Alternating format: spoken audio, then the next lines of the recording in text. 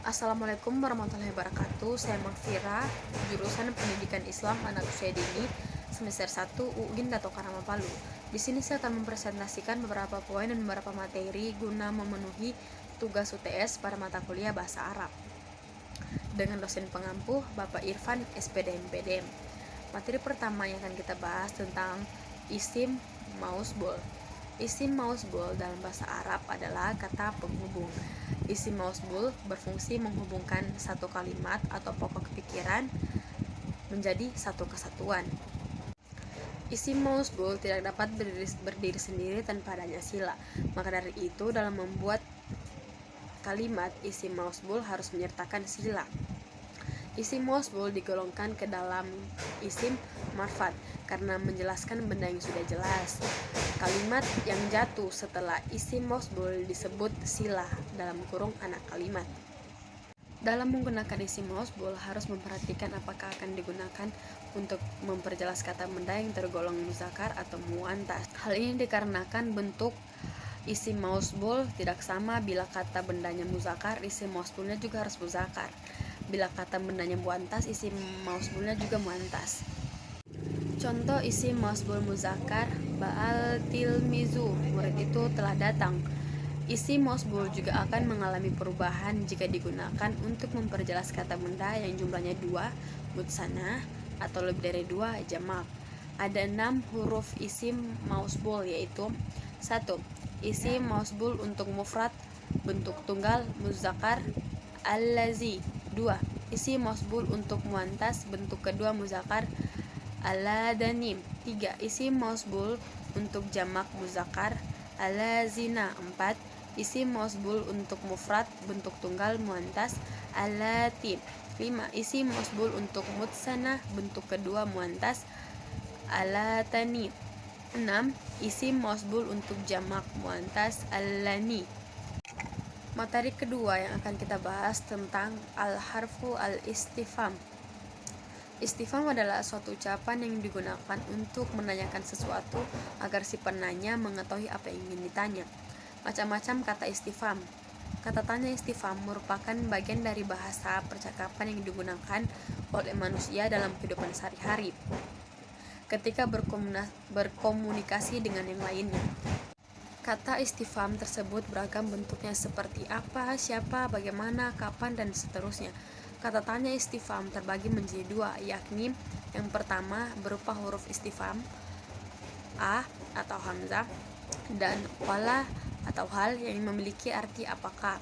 Sedangkan yang kedua adalah istifham yang berbentuk isim seperti ma, apa, mana, siapa, kaifa, bagaimana, mata, kapan, aina, bila mana, ala, dari mana, koma, berapa, aina, di mana, aya, siapa atau apa.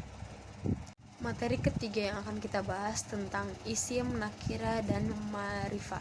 Isim adalah kata benda dalam artian bahasa Indonesia, yaitu balima, yang menyatakan atas sesuatu yang dapat dibedakan dan tidak memiliki keterkaitan dengan waktu. Kata nakira secara bahasa dapat diartikan sebagai sesuatu yang tak tentu atau belum dikenal. Pada umumnya, isim nakira didefinisikan sebagai setiap kalimah atau kata yang tidak menunjukkan pada makna tertentu. Artinya, isim tersebut masih belum menyatakan atau menerangkan suatu makna secara spesifik atau umum. Adapun pengertian isim ma'rifah itu kebaikan dari isim nakira, yaitu isim yang menyatakan makna tertentu yang sudah menjelaskan atau menerangkan sebuah makna yang spesifik atau khusus. Contoh kata linsanu atau manusia tertentu. Ciri-ciri isim nakira dan ma'rifat. Ciri isim nakira adalah 1.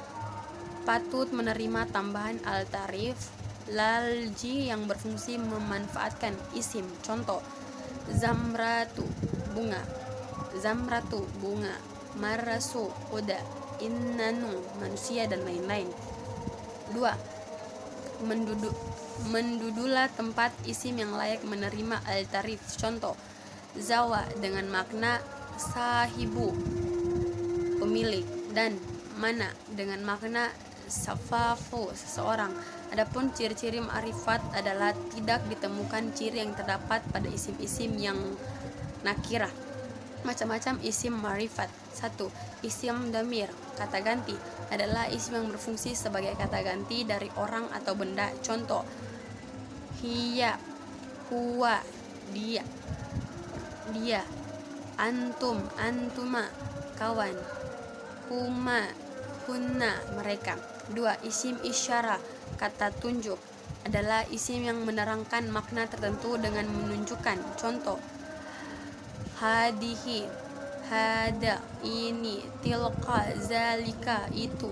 3. Isim alam atau nama adalah isim yang menunjukkan nama seseorang atau tempat atau benda. Contoh: qol 1, al aksyatu. 3. Isim alam atau nama adalah isim yang menunjukkan nama seseorang atau tempat atau benda. Contoh: asyatu, aisyah, aisyatu, aisyatu, maqatu, Mekah, maqatu, Mekah. 4. Isim yang mudhaf kepada isim ma'rifat. Contoh: ini, anakku. Kata ibnun adalah nakira, ia menjadi ma'rifat karena menjadi mudhaf dari dhamir yang mutakalim atau ma'rifat.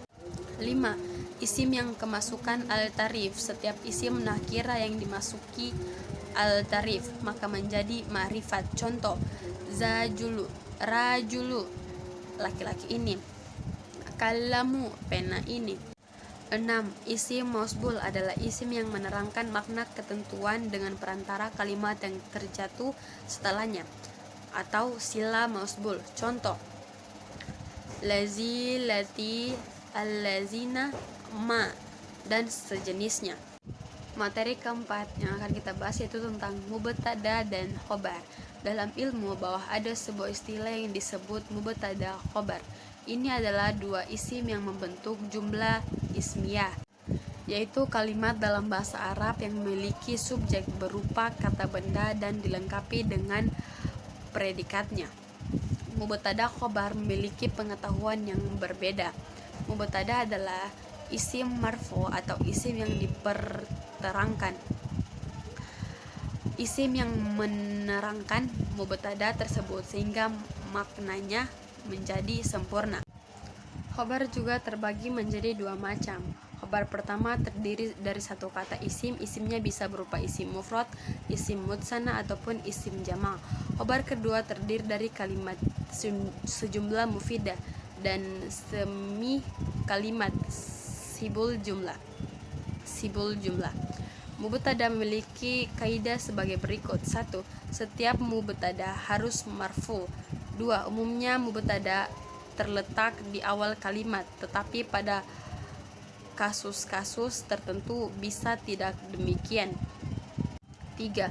Secara umum mubtada itu ma'rifah bukan nakira. 4. Mubtada bisa juga berupa isim dhamir. Sedangkan karda khobar adalah: 1. Khobar harus sesuai dengan mubtada dalam hal bilangannya atau mufrad, mutsanna atau jamanya. 2. Khobar harus sesuai dengan mubtada dalam hal jenis muzakkar atau muanntsnya.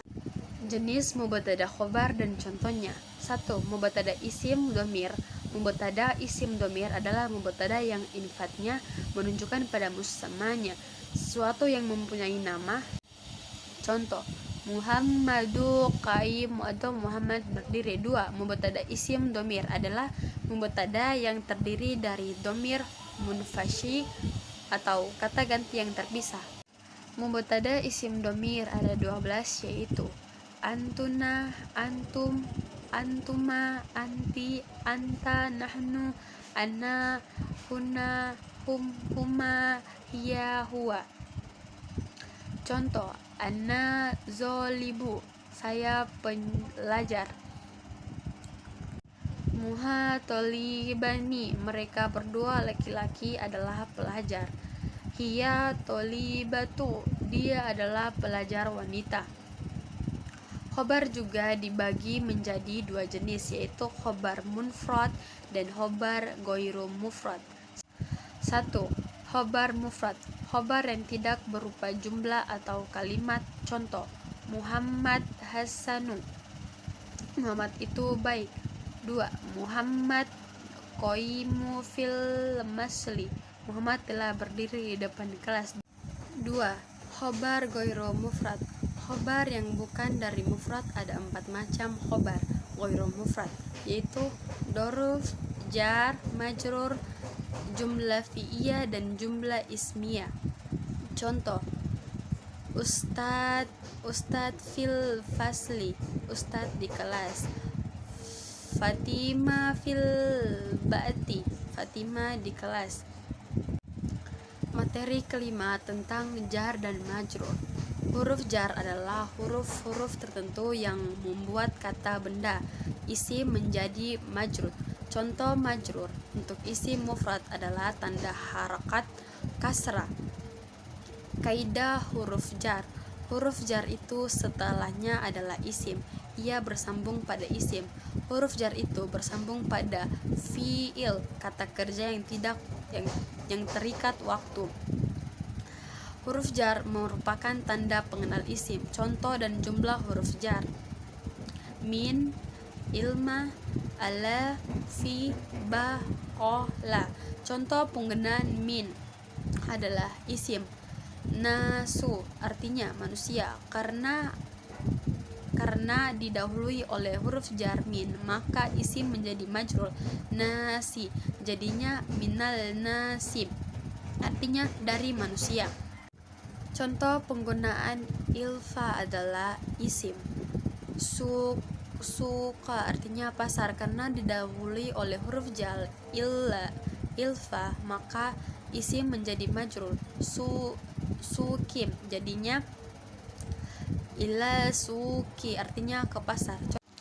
Contoh penggunaan ala adalah isim. Katabu artinya meja. Karena didahului oleh huruf jar ala, maka isim menjadi majrur. Faktabi jadinya alal faktabi, artinya di atas meja. Contoh penggunaan fi adalah isim. Masjidi artinya masjid. Karena didahului oleh huruf jar fi, maka isim menjadi majrur.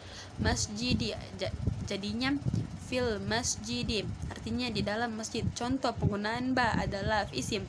Qalamu, karena didahului oleh huruf jar ba, maka isim menjadi majrur. Kalami jadinya bil kalami, artinya di depan dengan panah. Contoh penggunaan ka adalah isim. Kamaru, karena didahului oleh huruf jar ka, maka isim menjadi majrur. Kamari jadinya kal kamari, artinya seperti bulan. Contoh penggunaan da adalah isim. Ustadu, karena didahului oleh huruf jar, maka isim menjadi majrur. Ustaji jadinya lil ustaji, artinya milik atau kepunyaan ustad. Materi ke-6 yang akan kita bahas tentang idhofah dan sifat mausuf.